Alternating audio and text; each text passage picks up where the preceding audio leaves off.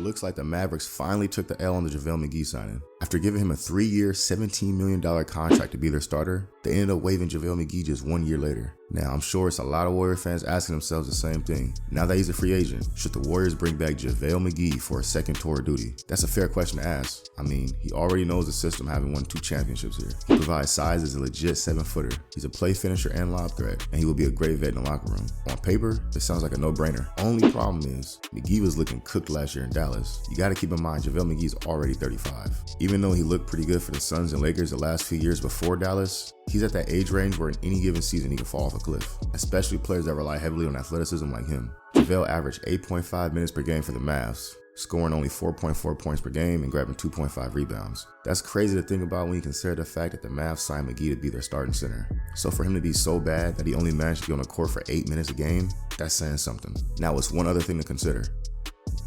Are we sure JaVale McGee's better than Trayce Jackson-Davis? Because if the answer is no, what's the point of signing McGee besides the fact that he's 7 feet tall? Between Draymond, Looney, Dario Saric, and Trayce Jackson-Davis, that's already 4 guys getting run at center. There isn't any more minutes to spare.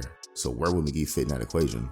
He's not taking minutes from Draymond or Looney. Dario's ability to stretch the floor is essential to the Warriors' offense, so it's no way he's eating to his minutes either. That leaves Trayce Jackson-Davis, who theoretically has a similar role to what McGee will provide as an athletic finisher and lob threat. Due to their overlapping skill sets, if the Warriors do sign McGee, either him or TJD ain't stiff in the court. It would be too redundant giving them both minutes. Now, obviously, with Trayce Jackson-Davis being a rookie with 0 NBA experience, everything he projects to provide is theoretical. As much as we can predict he's going to do this or that, until he steps foot on the court and proves it, we don't know. But on the flip side, McGee's not the player he was even a year ago with the Suns. But the reason I'm confident in TJD's ability to contribute is the fact that he's a 23-year-old rookie who turns 24 in February. He's a 4-year college player with experience playing under an NBA head coach in Mike Woodson, and he was one of the most impactful players in college basketball last season. Again, I'm projecting, but I can see TJD coming in and immediately being a positive defensive player. While JaVale does add more size at 7 feet compared to a 6'9" Trayce, TJD has great instincts as a help side defender. He has an elite second jump and a massive wingspan to make up for a 6'9" frame.